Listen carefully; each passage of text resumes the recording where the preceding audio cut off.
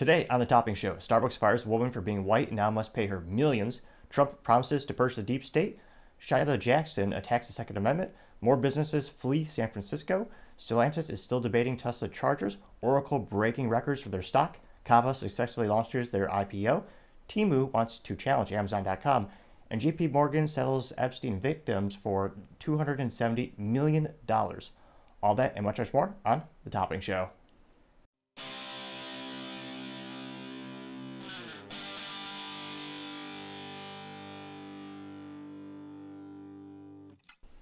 Thank you for taking the time to tune in today. Today's episode of Topping Show is sponsored by Topping Technologies. Topping Technologies is an IT value-added reseller and services company with a special proficiency in IT security. Heck, see their founder at least twice a day. Gotta say he's quite handsome and brilliant. He's me, that's the joke. If you're an IT leader or a business owner, you can use a little assistance. You can reach the team at sales@toppingtechnologies.com. Now, going on to the politics part of the podcast, you have Sheila Jackson attacking the Second Amendment and, of course, looking woefully ignorant, which is entertaining, but also disappointing in terms of politicians and our rights.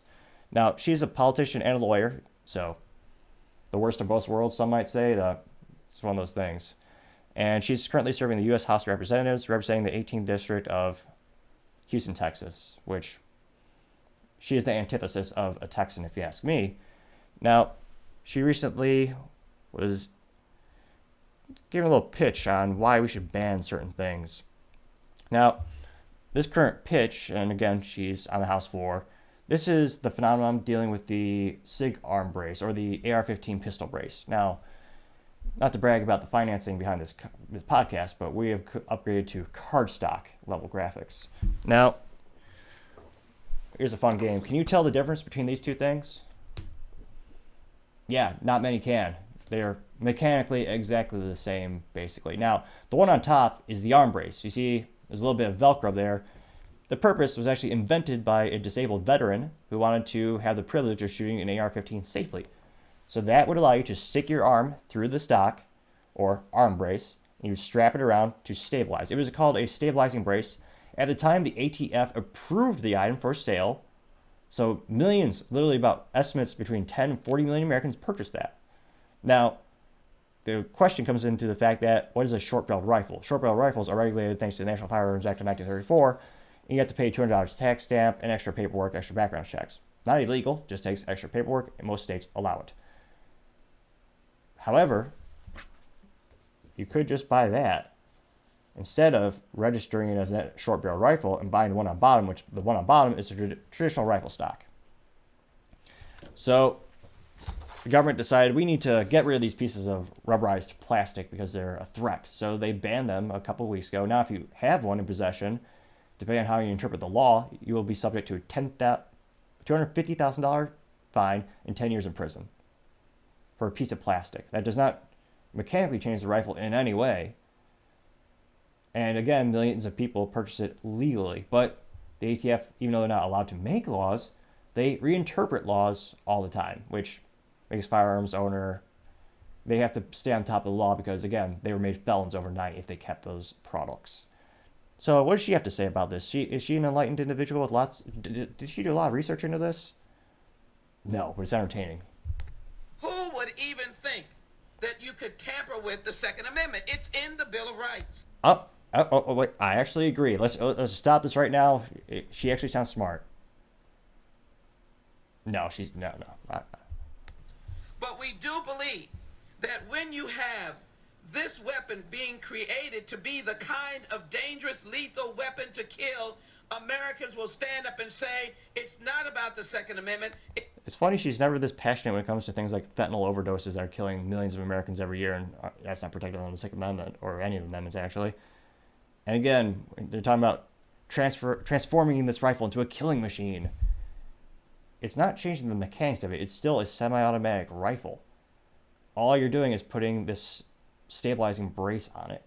And actually, it's more inaccurate to use it as a brace. So let's keep going. I know it's painful, but still.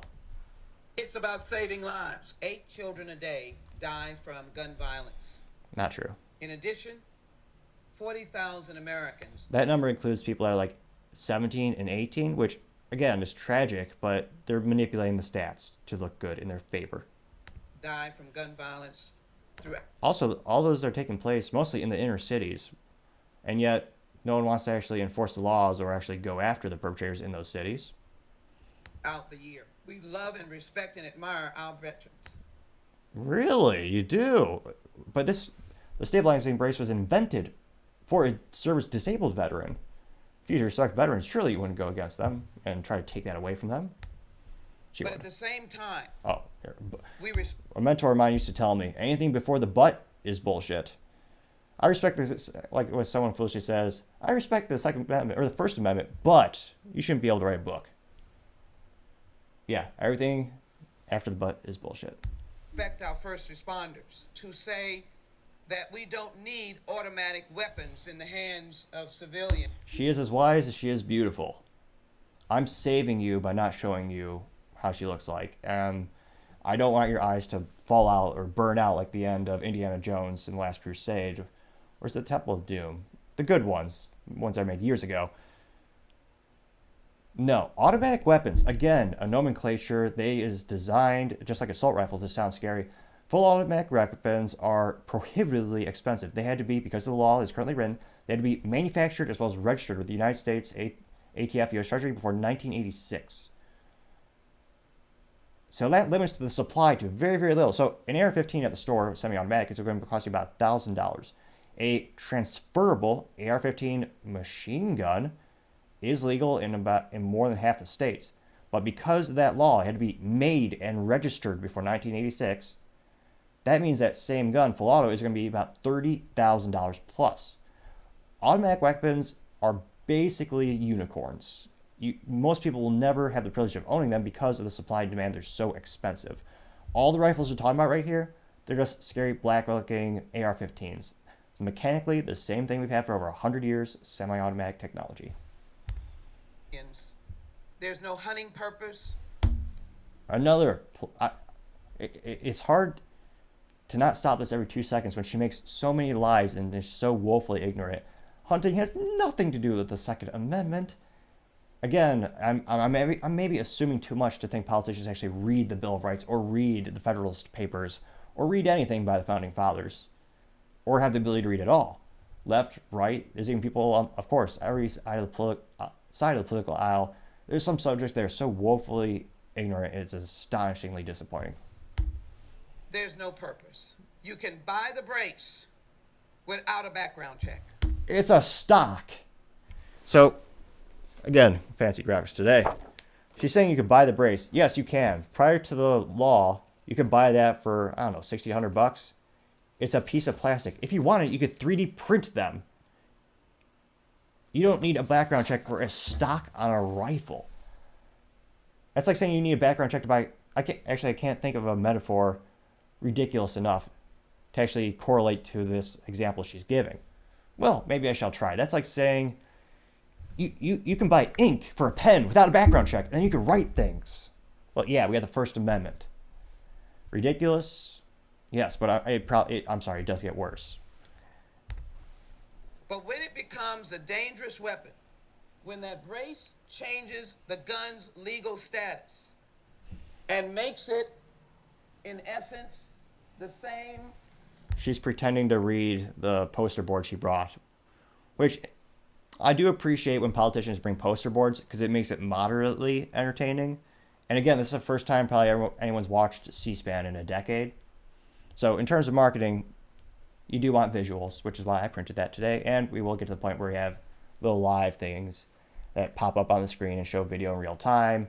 I'd censor this one just to save your eyes, but it's one of those things where if you take the time to like, subscribe, and comment, it always helps the channel outgrow and develop. And again, the more the channel grows, the more I'll be able to increase the investment in terms of those materials and the quality of the work. So greatly appreciate you taking time to like, subscribe, share, comment, etc. That caused a mass shooting at a Boulder, Colorado supermarket. The stabilizing brace made and a shorter barrel made a pistol under federal gun regulations. Saving lives is why I'm standing here on the floor. But a brace can be bought without a background check. Might I say that there are veterans in the ATF? This That's disgusting. There are veterans in the ATF, people who fought and served for their country to preserve our amendments, and they work in the ATF, which their job is to restrict your freedoms. I would be interested to see the percentage of veterans who actually work in the ATF. There probably are some. Provision specifically is to deal with when you make it a lethal weapon to be used like an assault weapon to kill people. That's what the ATF is against. 8 children dying every day and 40,000 Americans. Manipulated result because they, again, changed the parameters so that it sounds as worse as possible. But again, emotion over intelligence or actual facts is usually what politicians do, and unfortunately is exceedingly effective. Americans dying throughout the year through gun violence, not your Second Amendment.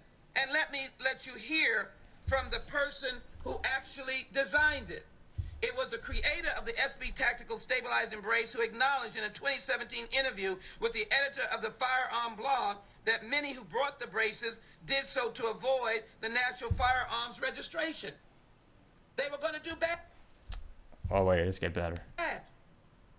Not those good veterans. This is not an injury to our veterans. It is saving lives.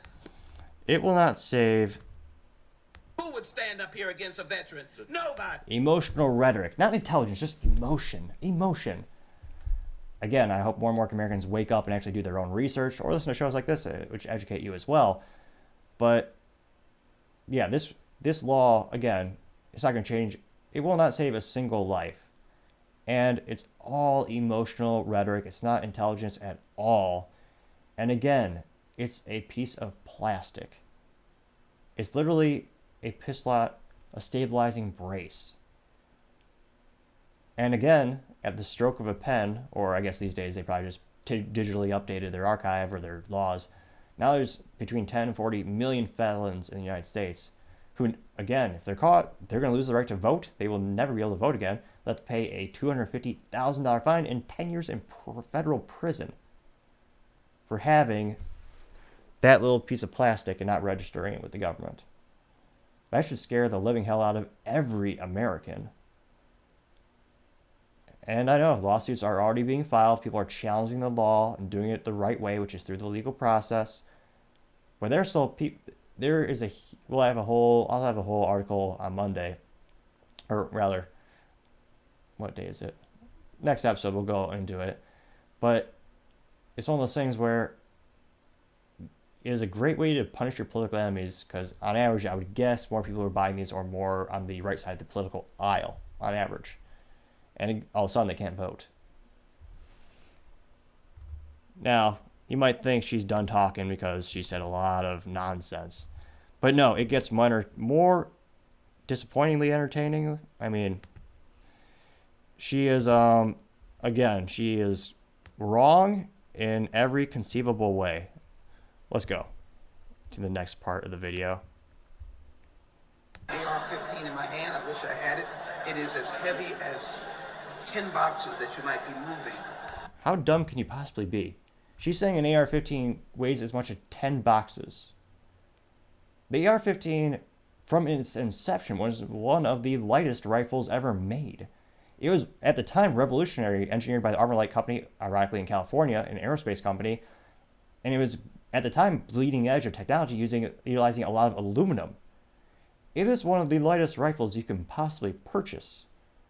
And again, which is why it's a great home defense rifle, or arms, whatever term you like to use, because again, it's very light, the recoil is very little, but she's even more wrong than she already is. I'll continue. And the bullet that is utilized, a 50 caliber, these kinds of bullets, need to be licensed and do not need... She says the AR-15 shoots a 50 caliber bullet. I got props for this. So again, this is a politician who's clearly as intelligent as a pet rock. No, I'm sorry. That's an insult to my pet rock. I love my Rocky. He's always a good listener. Always stays in place when you tell him to sit. But this person is saying that an AR-15 uses the 50 caliber round. Here's a 50 caliber round, which, now that I think about it, I should have bought as a tax deduction for the show. But a friend let me use a prop. So That's the standard 50 caliber round that she says is an AR-15. No. This is what an AR-15 shoots. Notice that's a little different here. Yeah. Astronomical difference. Astronomical. Although at the end of the day, it doesn't matter what size they are, because it's your right. And some might say there's one or two AR-15 Beowulf 50 cals out there. They were a niche product. They were a cool product at the time. But no, they're trying to use more emotional rhetoric to confuse, obfuscate the truth, and just bully you and emotionally blackmail you into voting for them. And the only thing that is more concerning is if she is fully aware of all this and still doing it. Which I'm sure there's some politicians that are doing that just to push their agenda, which I find completely disgusting. Thank you everyone again for taking the time to tune in today. Don't forget to like, subscribe, and comment. It really helps the channel grow and develop. I've noticed that every time there's more and more comments, there's a lot more views. I greatly appreciate it. Also, don't forget to tell your family, tell your friends, tell your coworkers, heck, tell your enemies, tell anyone and everyone to stay safe and fight the good fight.